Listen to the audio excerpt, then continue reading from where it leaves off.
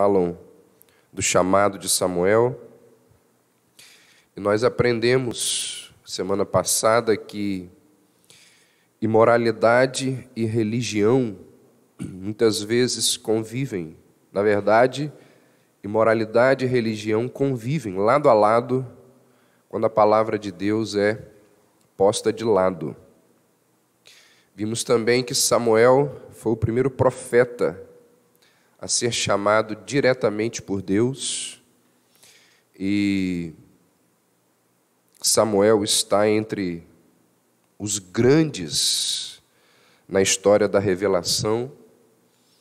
Nós vimos que muitas vezes Deus está falando e a gente não consegue discernir a voz de Deus de outras vozes. Nós vimos que Deus tem vários tipos de chamados para nós cristãos, e a gente precisa responder a cada um deles com fé e obediência. Vimos também que Deus nos fala hoje unicamente pela sua palavra, e que quando Deus deseja fazer novamente contato com o seu povo, Ele lhe concede líderes piedosos. Então foi basicamente isso que nós vimos semana passada, nos 10 primeiros versos aqui de 1 Samuel. Vamos ver agora o restante do capítulo, vamos ler aí o texto. Vinícius, eu acho que eu não liguei aquele aparelho ali, você pode ligar para mim, por favor? Só pegar o controle aí e ligar. Vamos ler então 1 Samuel capítulo 3, a partir do verso 11. Disse o Senhor a Samuel: eis que vou fazer uma coisa em Israel, a qual todo o que a ouvir lhe tinirão ambos os ouvidos. Naquele dia suscitarei contra Eli tudo quanto tenho falado com respeito à sua casa. Começarei e o cumprirei. Porque já lhe disse que julgarei a sua casa para sempre, pela iniquidade que ele bem conhecia, porque seus filhos se fizeram execráveis e ele os não repreendeu. Portanto, jurei à casa de Eli que nunca lhe será expiada a iniquidade, nem com sacrifício, nem com oferta de manjares. Ficou Samuel deitado até pela manhã, e então abriu as portas da casa do Senhor. Porém temia relatar a visão a Eli. Chamou Eli a Samuel e disse: Samuel, meu filho. Ele respondeu: eis-me aqui. Então ele disse: que é que o Senhor te falou? Peço-te que não me encubras.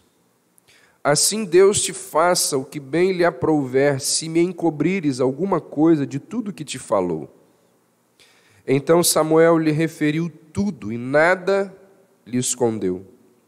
E disse Eli: é o Senhor, faça o que bem lhe aprouver. Crescia Samuel e o Senhor era com ele, e nenhuma de todas as suas palavras deixou cair em terra. Todo Israel, desde Dan até Berseba, conheceu que Samuel estava confirmado como profeta do Senhor.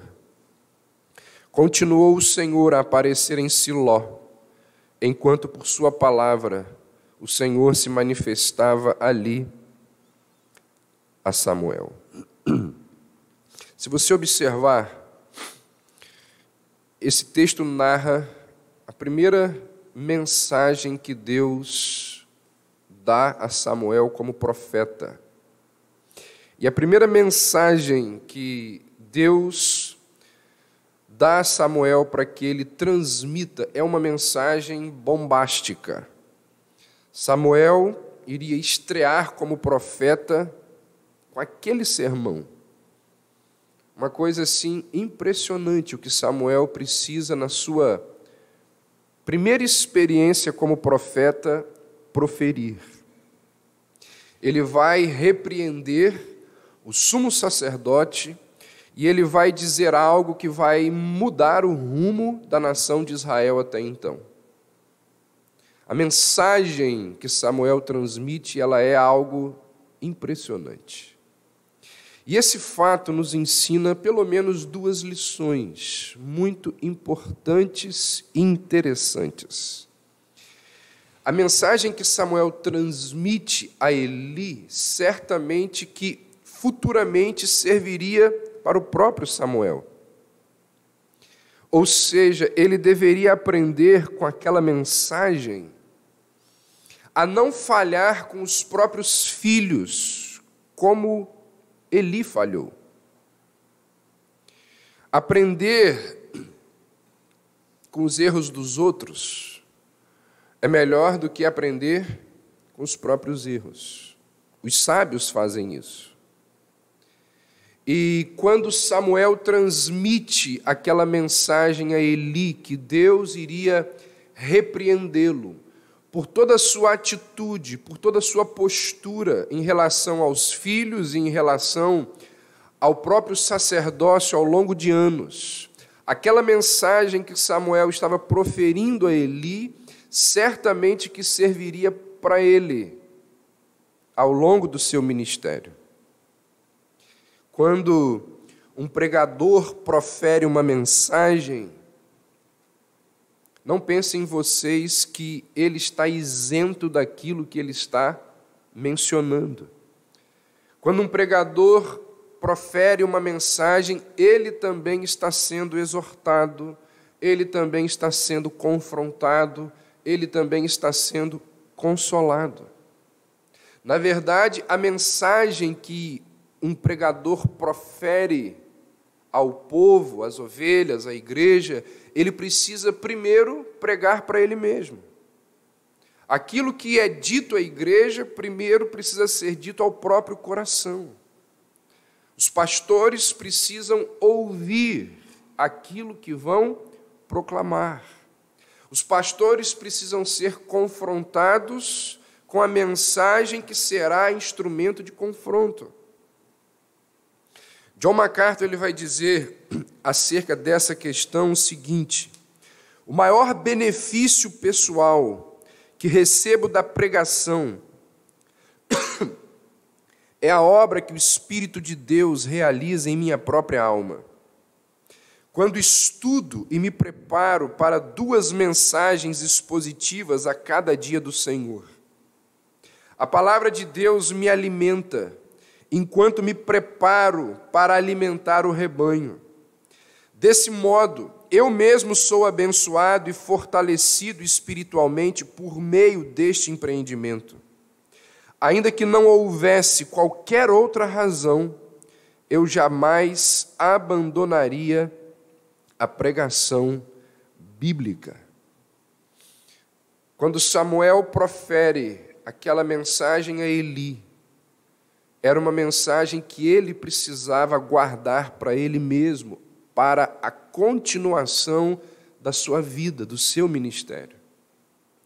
Os pastores, quando pregam, eles pregam também a si mesmos. Quando, num determinado contexto, Agostinho foi perguntado por algumas pessoas da sua igreja como que ele fazia para preparar as suas mensagens. Ele disse o seguinte: vou e me alimento para que possa dar a vocês o que comer. Sou o servo que serve a comida, não o dono da casa. Exponho a vocês aquilo do que também eu me alimento para a vida. Então, aquilo que Samuel estava para proferir para Eli, certamente que serviria para ele futuramente. Essa é, sem dúvida, uma lição que todos nós precisamos aprender. Não só os pastores. E por que vocês também precisam aprender? Porque vocês também proferem mensagens, vocês também ensinam. Seja ali no micro, na sua casa, seja no seu serviço, como alguém que compartilha a palavra de Deus ao outro. Aquilo que nós ensinamos ao outro deve ser ensinado inicialmente ao nosso próprio coração. Outra verdade que está por trás dessa mensagem bombástica que Samuel profere a Eli, que dá início ao ministério profético de Samuel, é a humildade de Samuel. Isso pode ser visto nitidamente no texto. Deus tinha dado a Samuel uma grande honra dele transmitir ao sumo sacerdote uma mensagem de peso.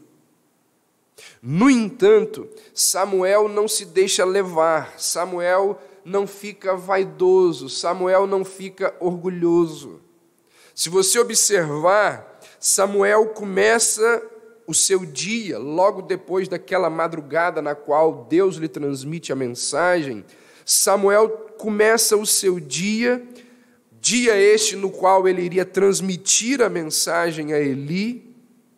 Ele começa o seu dia e ele leva o seu dia como se aquele fosse um dia qualquer.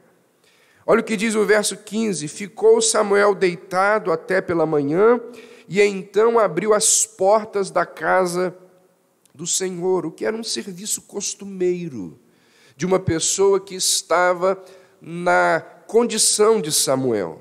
Ele abria as portas da casa de Deus todos os dias. E naquele dia em que ele recebe aquela mensagem extraordinária de Deus, ele permanece fazendo as suas atividades corriqueiras, normais, rotineiras. Samuel não levanta naquele dia se achando importante demais para realizar uma tarefa rotineira.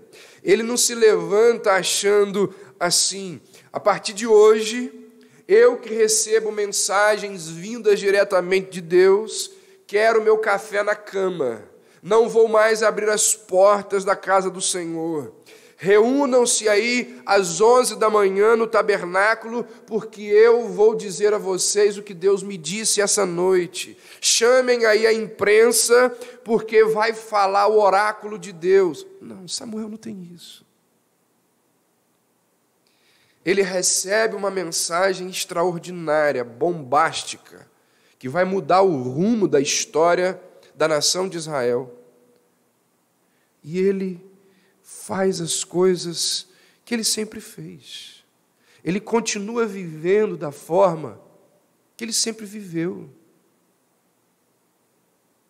Você conhece pessoas que, quando sobem um pouquinho na vida, sobe um pouquinho de classe social, teve um aumento salarial, foi promovido, muda completamente o seu jeito de ser. Coloca um DR antes do nome. Alguns um PR antes do nome. E tornam-se pessoas nojentas, difíceis de lidar. Recebe uma promoção e tem certeza que Einstein vai pedir um autógrafo a ela a partir daquilo dali. É impressionante como que muitas pessoas não conseguem enxergar a sua tolice, porque a empáfia delas as cega, as impede de enxergar a sua besteira. Mesmo diante do que ouviu, mesmo diante da experiência que teve, Samuel não muda a sua forma de agir, a sua maneira de proceder. E o texto diz mais, olha o que diz o verso 15. Samuel, porém, temia relatar essa visão a Eli. Ou seja, ele não conta nada a ninguém. Ele não chama as pessoas ali, próximas a ele, funcionários ali do tabernáculo, e diz: olha, essa noite Deus me disse algo. Deus me contou algo que vai mudar completamente o funcionamento do que acontece aqui nesse local onde nós trabalhamos. Não, Ele, na verdade, ele tem receio de falar com o próprio Eli. Isso mostra que ele é piedoso. Isso mostra que ele não quer construir o seu ministério em cima da desgraça do ministério de Eli. Então Samuel, ele vai estrear como profeta de uma forma humilde. E isso nos mostra isso nos mostra quem ele é. E quando a gente continua acompanhando a vida deste gigante do povo de Israel, nós percebemos que ele nunca deixa de ser humilde. Ele não permite que a vaidade contamine o seu coração. Quando nós formos estudar sobre o Evangelho no trabalho, não apenas na EBD, mas nos cultos da noite a partir de agosto, nós vamos falar sobre isso. Pessoas que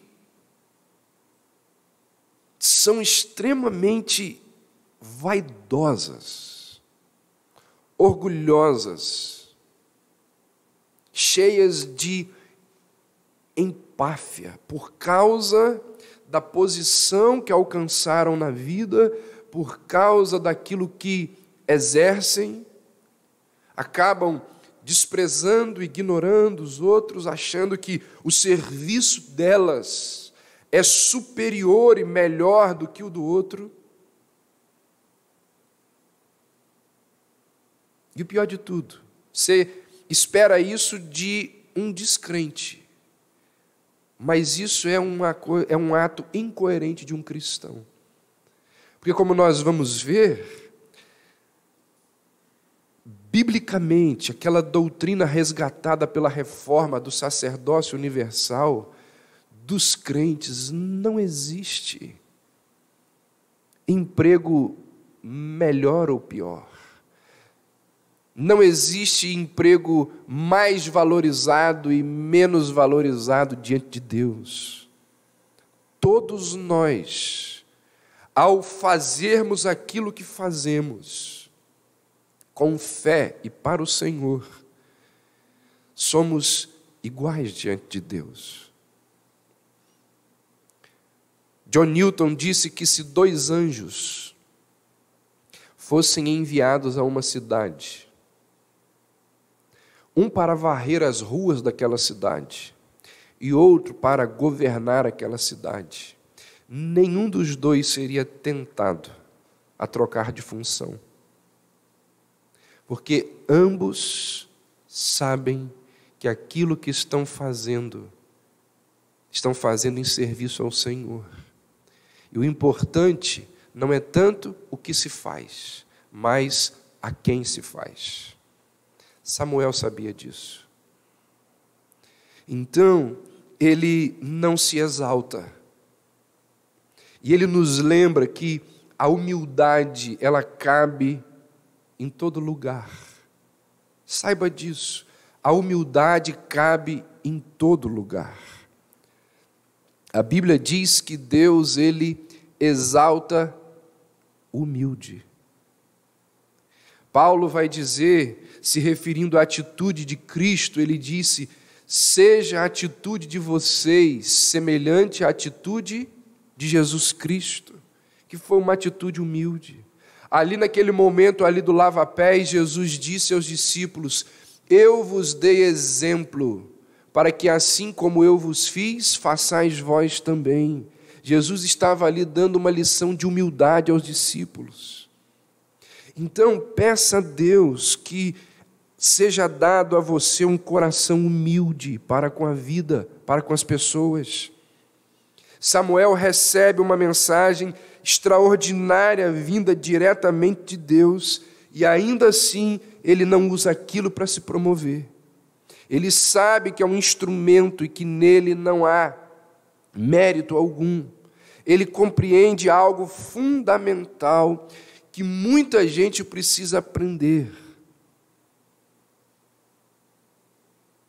que a nossa relação secreta com Deus, ela não deve ser proclamada, anunciada pelos telhados das casas.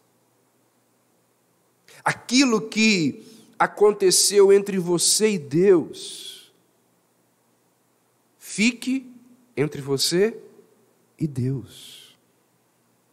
É raríssimo, gente, é raríssimo alguém não se exaltar quando conta uma experiência que teve, uma experiência sobrenatural. É raríssimo isso não acontecer.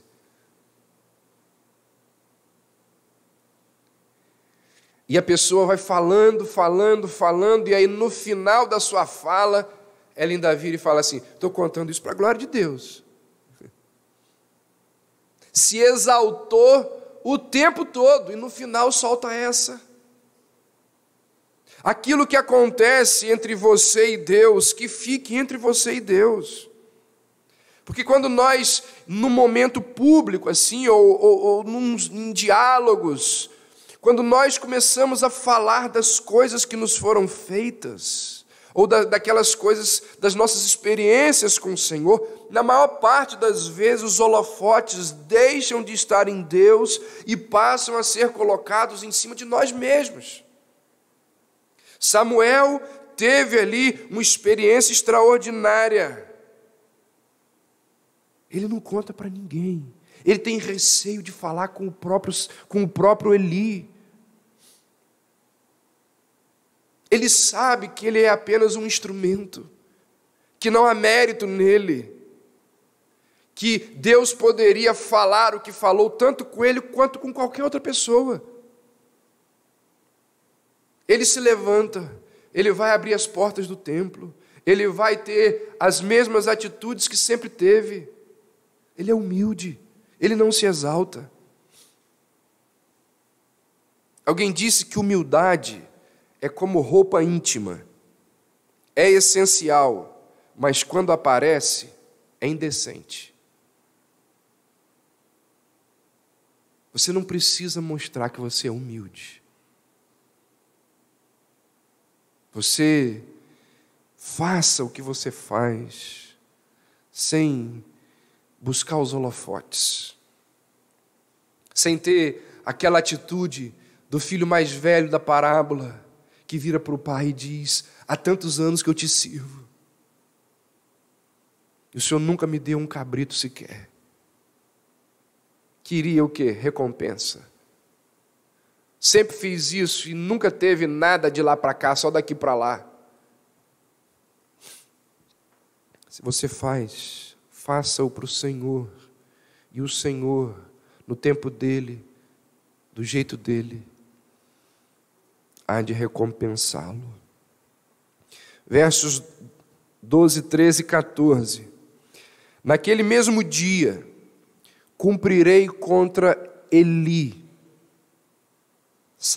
Deus falando, transmitindo a mensagem que Samuel deveria transmitir a Eli. Naquele mesmo dia, cumprirei contra Eli, de princípio a fim, tudo quanto tenho falado a respeito da sua casa. E o que foi dito a respeito da casa de Eli, nós vimos lá no capítulo 2. Porque já lhe fiz saber que hei de julgar a sua casa para sempre, por causa da iniquidade de que ele bem sabia. Pois os seus filhos blasfemavam a Deus, e ele não os repreendeu. Portanto, jurei à casa de Eli, que nunca, jamais será expiada a sua iniquidade, nem com sacrifícios, nem com ofertas. Essa declaração de juízo de Deus sobre a casa de Eli ressalta alguns pontos importantes aqui. Primeiro, destaca algumas verdades que nós encontramos ao longo da palavra de Deus. Primeiro, Deus julga o pecado com a severidade que o pecado merece. Se você tem dúvidas de que Deus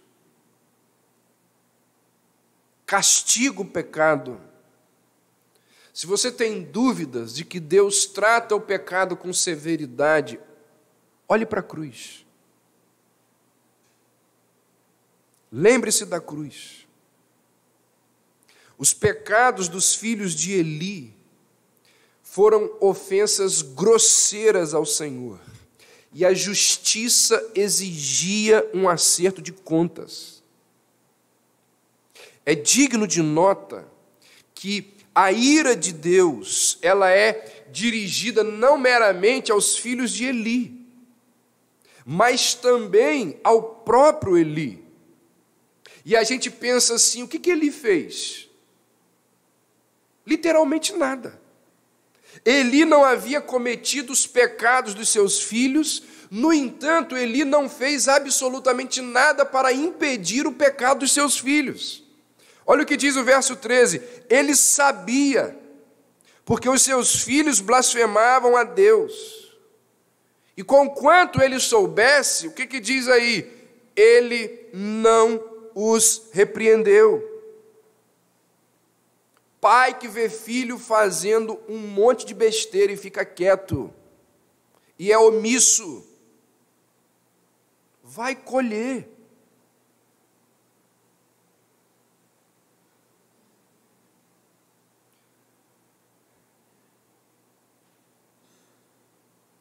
Repreender filho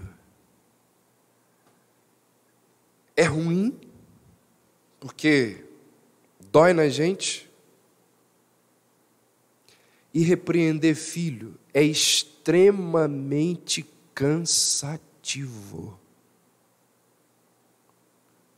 Porque você tem que ficar o tempo todo repreendendo, exortando, disciplinando. Parece que as forças, elas desaparecem, elas se esvaem. Chega no final do dia, você não aguenta mais. Fica falando a mesma coisa.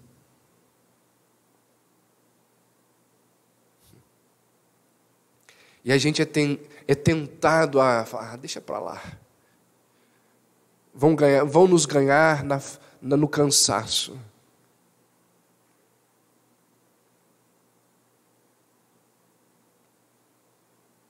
Se não repreender, vai ser muito pior. Ele sabia, pois os seus filhos blasfemavam contra Deus e ele não os repreendeu. Pais não podem fazer isso, líderes de igreja não podem ver o pecado e fingir que não está acontecendo nada. Porque, como temos aprendido ao longo de anos, como diz a nossa confissão de fé, disciplina na igreja é uma das marcas de uma verdadeira igreja. Aquelas igrejas que deixaram a disciplina bíblica, elas estão deixando uma marca importantíssima da vida da igreja. E provavelmente elas estão também deixando outras áreas importantes que caracterizam uma igreja verdadeira. Gente, nós não podemos esquecer nunca. A igreja, ela não é nossa. Nós fazemos parte da igreja. Mas a igreja tem um dono. E não somos nós os donos da igreja. E o dono da igreja, ele disse que a igreja, que é dele, deve exercer disciplina com aqueles que andam de forma incorreta e não querem mudar os seus caminhos. Aqueles que vivem vidas dissolutas, que não se enquadram no padrão doutrinário das Escrituras.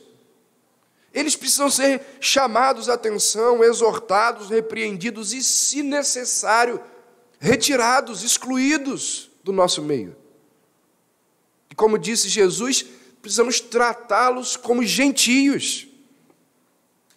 Nós não temos autorização para nos omitirmos. Deus castigou severamente a Eli e os seus filhos. Por quê? Porque trataram das coisas do Senhor ali no tabernáculo de forma que mereceram repreensão. Às vezes, as pessoas ficam tristes, algumas até aborrecidas, quando alguém é excluído da igreja. A exclusão, ela não pode ocorrer sem tratamento, sem oportunidade de restauração, sem piedade e amor no processo. Agora, quando todos esses passos são dados e as pessoas envolvidas não querem mudar, não tem conversa. Trate-o como gentio. Quem disse isso? Jesus Cristo. Sabe o que isso significa? Trate-o como gentio.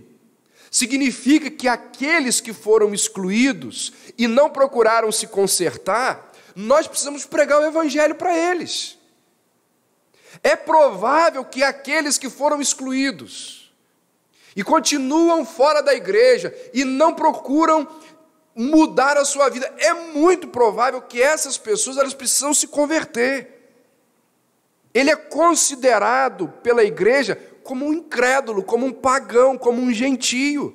Trate-o como gentio e publicano.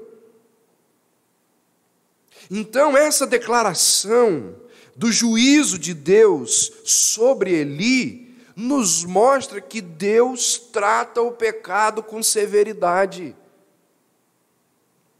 E a igreja não tem autorização para tratar o pecado de forma diferente. Segundo, essa declaração de juízo nos mostra que não existe perdão para os incrédulos. Os filhos de Eli blasfemaram contra os sacrifícios que Deus havia ordenado para a purificação do pecado. Ou seja, não tem mais perdão para eles. Olha o que diz o verso 14. Jamais será expiada a sua iniquidade, nem com sacrifícios, nem com ofertas. Por quê? Porque Deus nos perdoa através dos meios de graça. E Ofni e Finéias zombaram, ridicularizaram os meios de graça. Eles zombaram dos sacrifícios, eles ridicularizaram a fé, eles desprezaram a palavra de Deus. O mesmo se aplica hoje para aqueles que negam a obra expiatória de Cristo, para aqueles que tratam com leviandade a palavra de Deus. Essas pessoas, como diz o autor aos Hebreus, elas estão crucificando para si mesmos o Filho de Deus e expondo a vergonha. Então nós precisamos ter muito temor, seriedade, responsabilidade na forma de lidarmos com os meios de graça. Porque se nos tornarmos incrédulos, displicentes com os meios de graça, não há perdão para nós. E um meio de graça é o que acontece aqui nessa manhã, nesse exato momento. Exposição das Escrituras com a igreja, para a igreja. E eu fico impressionado com a quantidade de gente que despreza, que ignora, que trata esse momento aqui de qualquer jeito. Essa semana alguém me perguntou, falou assim: pastor, nossa igreja tem mais de 100 membros. 100 membros. Olha a frequência da nossa igreja. É da gente olhar para o lado e ficar com vergonha. Eu olho daqui e fico aqui pensando, sei que tem gente doente, sei que tem gente trabalhando, mas sei de um monte que podia estar aqui e está nos seus hobbies, e está de preguiça. Aí a gente, vamos fazer o quê? Vamos fazer isso, aquilo, outro. Não, irmãos, nós precisamos, sabe de quê? Orar. Porque a gente pode fazer o que for. Pode criar os mecanismos mais elaborantes, mais criativos e impressionantes dos métodos de crescimento de igreja. Só vai fazer inchar. O que precisa acontecer é o Espírito de Deus tocar no coração das pessoas e mostrar a elas que elas estão tratando com desprezo os meios de graça. Elas estão levando de qualquer jeito os meios de graça. Isso é algo perigosíssimo. Essa declaração de juízo que Deus concedeu a Samuel para que ele transmitisse a Eli, ressalta que deixar de denunciar o pecado é falta de amor. É falta de amor. Algumas pessoas mal orientadas, ou talvez ignorantes mesmo, que não conhecem a verdade bíblica, acreditam que se elas se omitirem, se elas não denunciarem o pecado, elas estarão sendo agradáveis, elas estarão tornando a mensagem do Evangelho mais fácil de ser acolhida por aqueles que ouvem. Mas a verdade é exatamente o contrário. Imagine que você vá a um médico, você esteja com um problema gravíssimo, e o médico olha ali, sabe do seu problema, mas ele não quer te dar a notícia. Ele diz: olha, o negócio é mais ou menos, só precisa tomar um remedinho aqui. Na verdade, você precisa fazer um tratamento terrível de quimioterapia, de radioterapia. Ele manda você para casa e fala: toma um Dorflex. Você acha que o médico vai estar sendo bom, justo com você? É a mesma coisa, gente.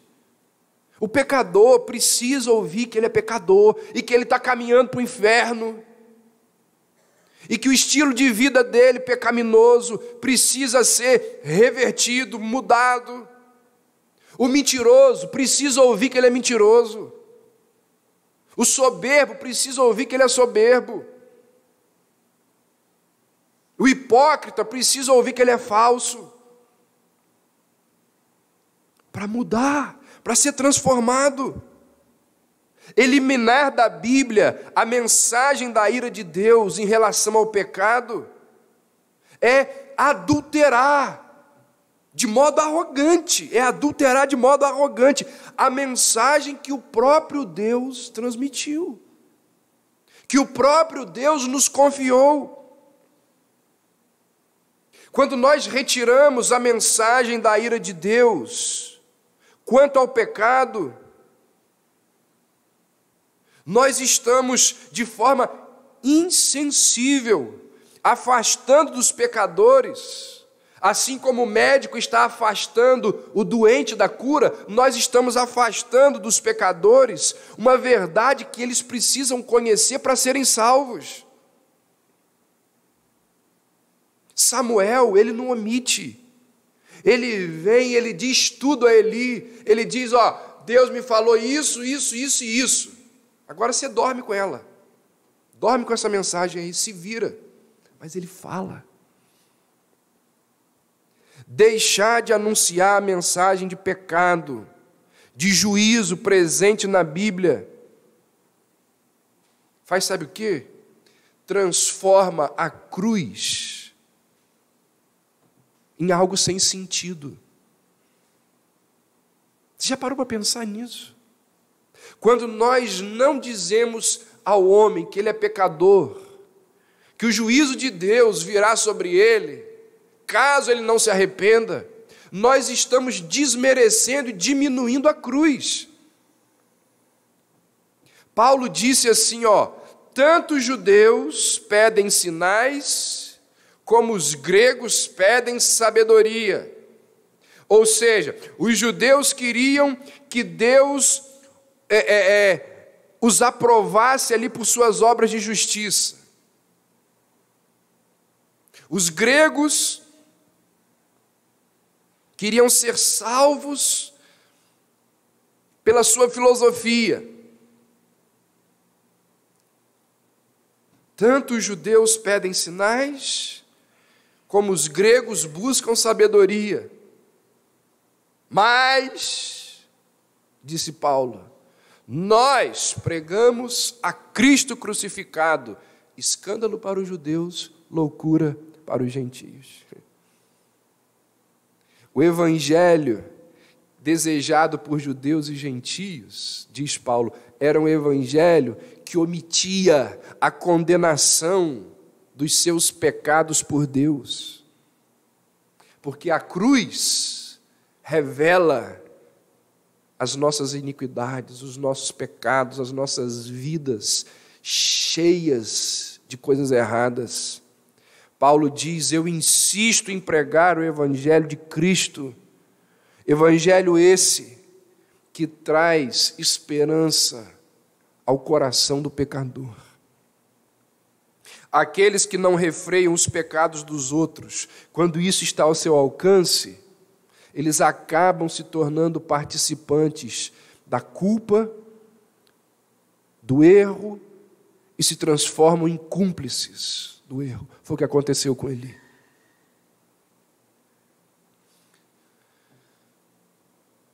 Porque, olha o que diz o texto, fazendo-se seus filhos execráveis, não os repreendeu. Que afirmação triste,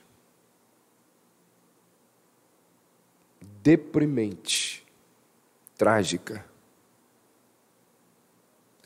Fazendo-se seus filhos execráveis, não os repreendeu. Sabe o que isso significa, gente? Não basta orar pelos filhos. Não basta orar pelos filhos. Não basta orar com os filhos. É preciso mais do que isso. É preciso exortar os filhos, disciplinar os filhos, reprimi-los. É necessário que existam castigos, proibições. É extremamente necessário e saudável colocar limites nos filhos. Deixa eu dizer uma coisa para você. Se alguma coisa fosse capaz de estragar a nossa alegria no céu, seria ver que os nossos filhos se perderam porque nós fomos negligentes. Eu não sei como que isso vai ser possível. A gente chegar lá no céu e não ter lágrima nos olhos se os nossos filhos não estiverem ali. Isso é um mistério que a Bíblia não diz. A Bíblia não relata. Mas se existisse alguma coisa que pudesse estragar a nossa alegria no céu, seria chegar lá no céu e ver que os nossos filhos não estão ali por causa da nossa omissão.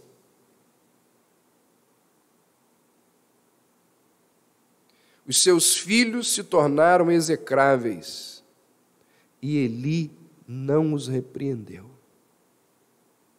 O inverso sobre o que eu falei do céu também é verdade.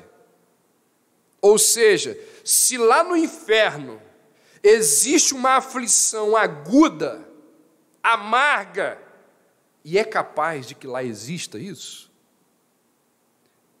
aflições maiores, mais fortes do que outras, lá no inferno, se existe uma aflição aguda, é aquela de um pai que vai ouvir o filho dizer: você me trouxe para cá.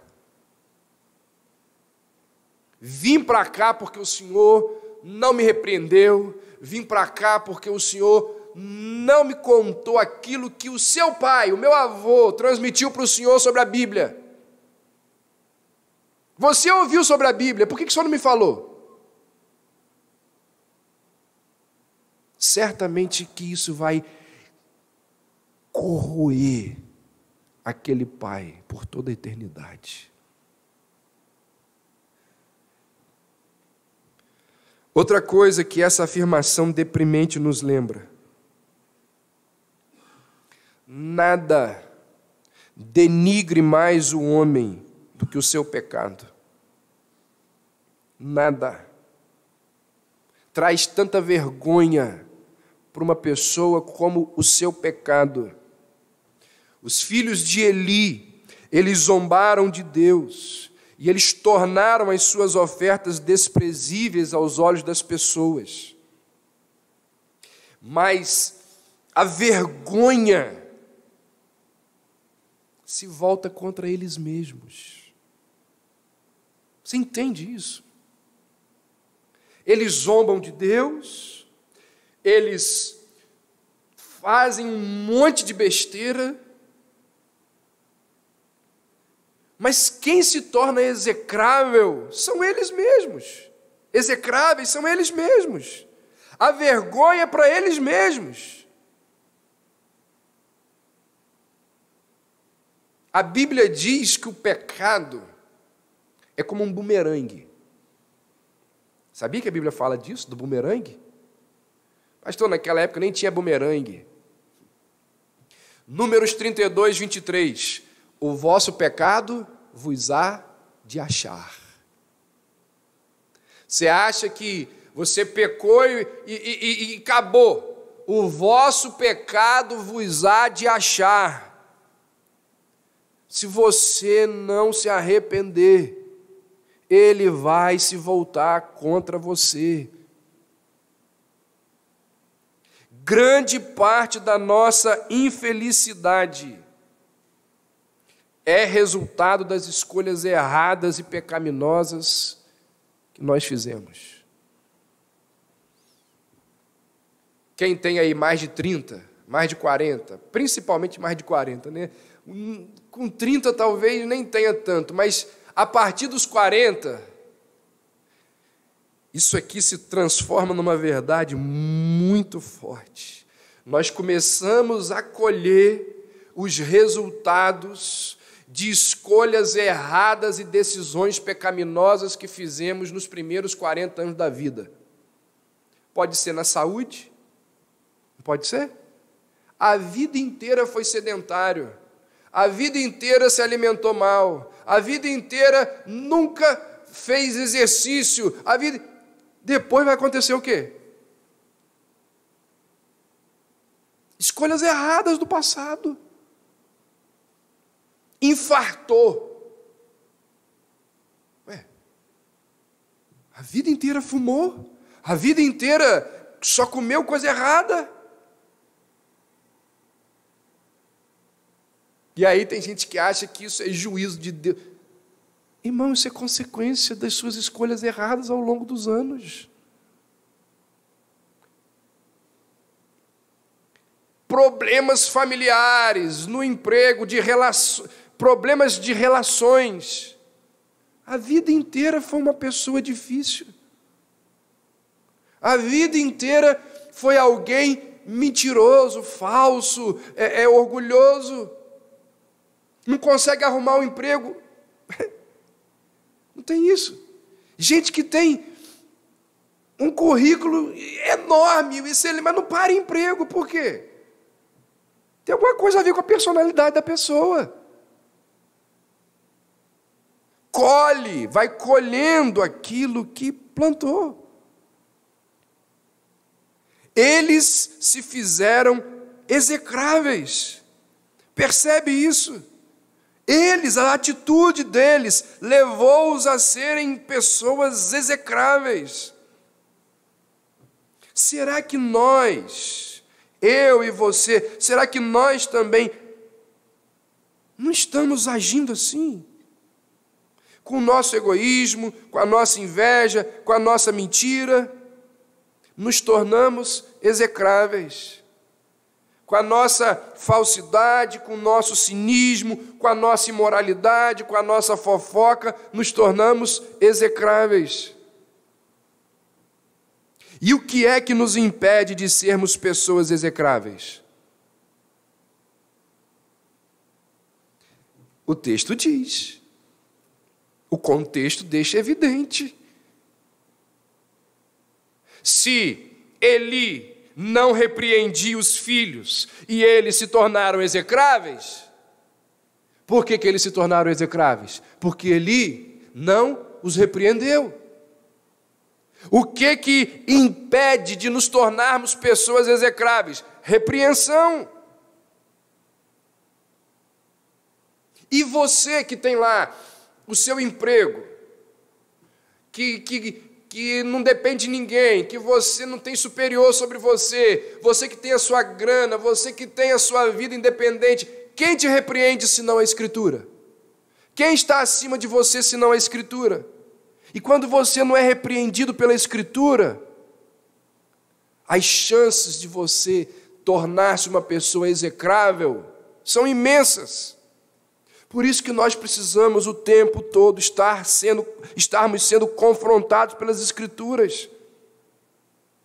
Sem a repreensão do texto sagrado, nós também nos tornamos pessoas abomináveis. Isso é o Evangelho, gente. O que é o Evangelho? Mostrar para o homem, você é um pecador miserável, não merece nada, mas Deus, que é rico em graça, em amor e misericórdia, te salvou, te perdoou. A gente precisa ouvir isso todo domingo, todo dia. Nós precisamos ouvir que a nossa natureza caída, ela é execrável e precisa ser podada todo dia, através de repreensões que chegam aos nossos corações através das Escrituras. Mas aí, quando a gente não é repreendido pelas Escrituras, admoestado pela palavra de Deus, nós vamos nos tornando cada vez mais execráveis.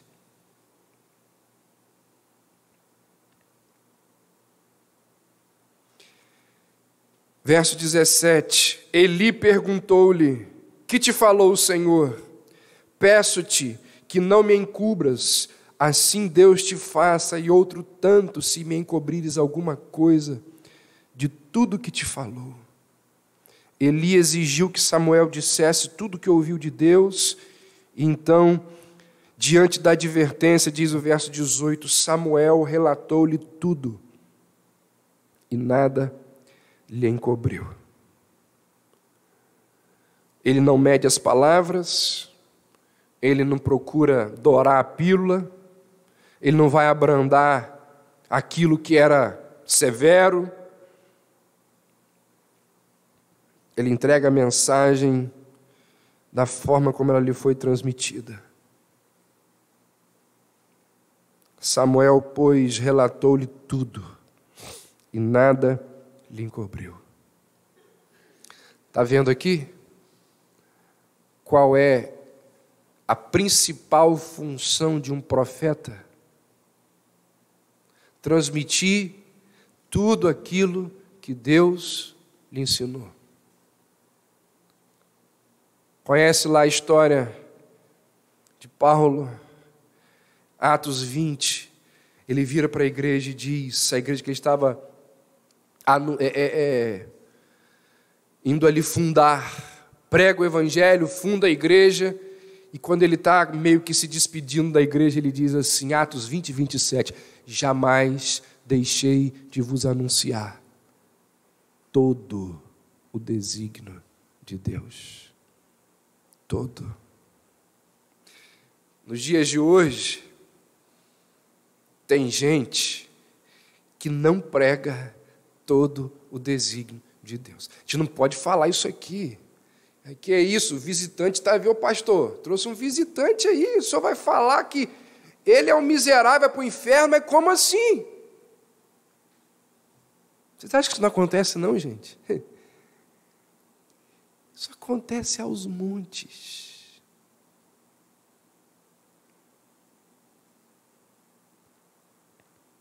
A preocupação de um pregador não pode ser achar um público para a sua mensagem. A preocupação de um pregador tem que ser achar a mensagem para o público.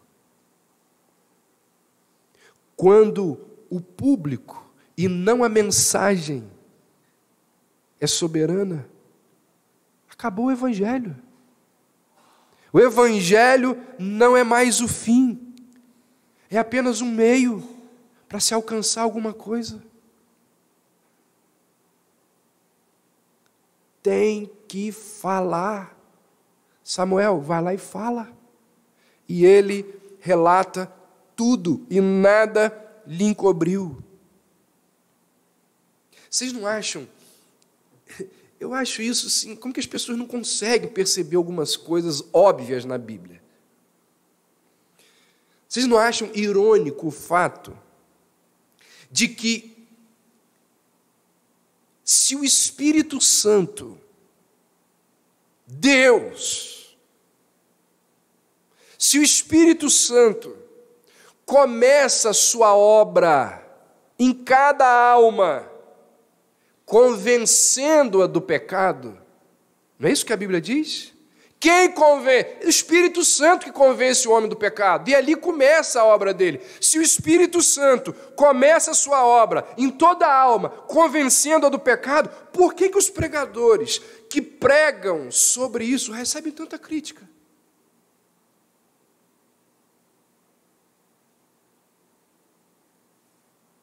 Caminhando para o fim, verso 18. Então disse Eli, Ele é o Senhor, faça o que bem parecer aos seus olhos. Eli foi uma figura muito complexa. Na Bíblia nós temos muitas pessoas estranhas, porque a Bíblia relata a história de seres humanos, e nós somos estranhos. Nós temos as nossas incoerências que precisam ser lapidadas, exortadas pelas Escrituras. Apesar de todos os seus erros, Eli tinha algumas virtudes, embora parecessem ser passivas. Um comentarista bíblico disse o seguinte sobre Eli: ele conseguia suportar muito, conquanto conseguisse ousar pouco. Conseguia submeter-se, mas não conseguia lutar. Eu acho que a Bíblia não diz isso, mas é a leitura que eu faço de tudo que eu estudei aqui sobre ele. Foi alguém omisso ao longo da vida. Em todas as áreas. Foi deixando. Pelos mais diversos motivos. Chegou uma hora que ele não conseguia mais pegar as rédeas. Porque ele é descrito como um homem idoso, que não havia sido um bom pai, não foi um bom sacerdote. Os 2 filhos morreram no mesmo dia. a família perdeu o privilégio do sacerdote, Deus escolheu Samuel, um jovem, para ficar no lugar dele, e diante de todo esse cenário que Eli percebe, enxerga, que motivos que Eli ainda tinha para viver? Tudo que restava a Eli era esperar pacientemente que a espada viesse sobre ele. Eli foi um homem infeliz, omisso, infiel, mas ainda assim, por mais fraco que fosse, um crente. Ele, de forma submissa, aceita a vontade de Deus na sua vida. É o Senhor. Ele diz a Samuel: essa mensagem que você está transmitindo para mim, foi o Senhor que mandou. Que Ele faça o que bem lhe aprouver. Irmãos, eu vou encerrar dizendo algo muito triste. Conquanto na matéria de homilética se ensine que a gente deva encerrar as mensagens, com muita esperança, mas às vezes a gente precisa terminar com um tom menor. Nem todos os capítulos terminam com um tom maior. É muito triste. Acontece de pessoas cometerem um monte de besteira ao longo da sua vida.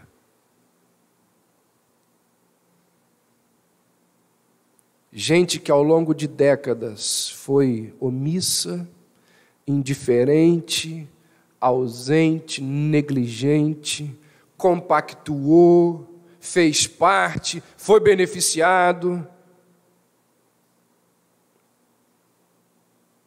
E hoje em dia, espera colher alguma coisa diferente do que plantou ao longo de décadas.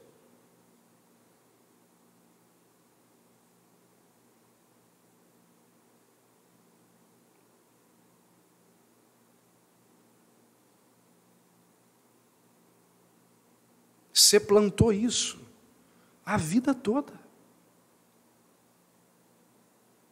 Está colhendo o quê?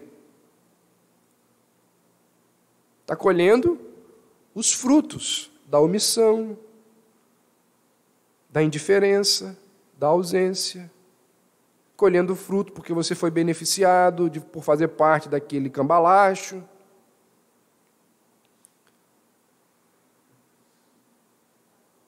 Sabe o que nos resta? O que nos resta é saber o que é possível fazer a partir de agora. Porque tem algumas coisas, na verdade, existem muitas coisas que não há mais o que ser feito. Não dá mais para fazer nada.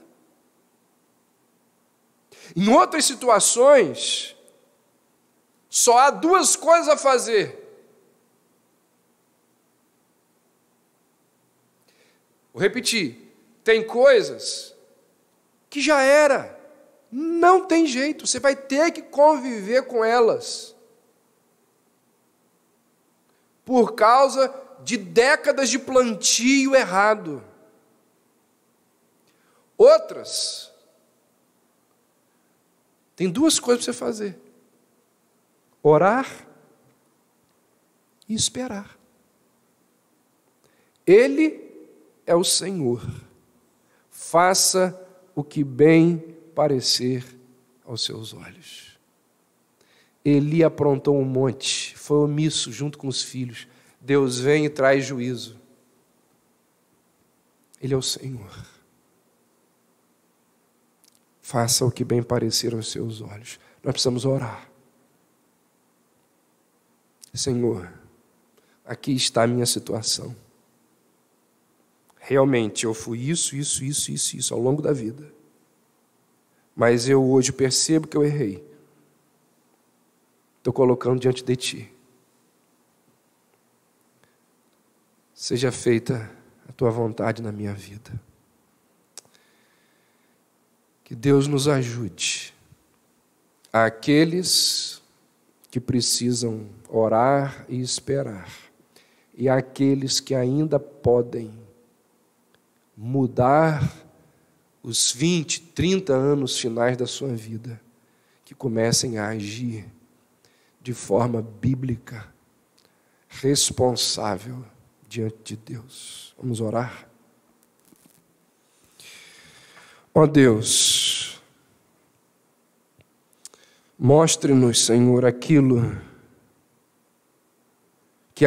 que ensinamos aos outros deve ser aprendido por nós também. Dá-nos, ó Deus, a humildade de Samuel. Nós somos tão vaidosos, tão metidos, tão arrogantes. Ó Deus, como nós somos tão cheios de nós mesmos.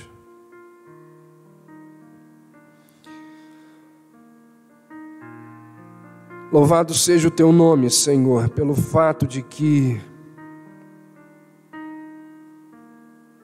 os nossos pecados foram tratados na cruz. Mas não nos deixe banalizar o pecado. Como disse o apóstolo Paulo, permaneceremos nós no pecado, nós que morremos para ele. Por isso, ó Deus, dá-nos a coragem de chamar o pecado de pecado. Que nesta igreja jamais deixemos de anunciar todo o desígnio revelado na Tua palavra. Não permita, ó Deus, que sejamos omissos. Ajuda-nos a, com amor, anunciar aos perdidos que eles precisam ter os seus pecados tratados pela cruz. E, ó Deus, não permita que venhamos a nos tornar pessoas execráveis. Não nos deixe, Senhor, ser como os filhos de Eli. Que os nossos filhos não sejam como os filhos de Eli. Trate o pecado em nós, trate o pecado em nossos filhos, antes que o pecado nos leve a uma condição tal que eles não tenham mais tratamento.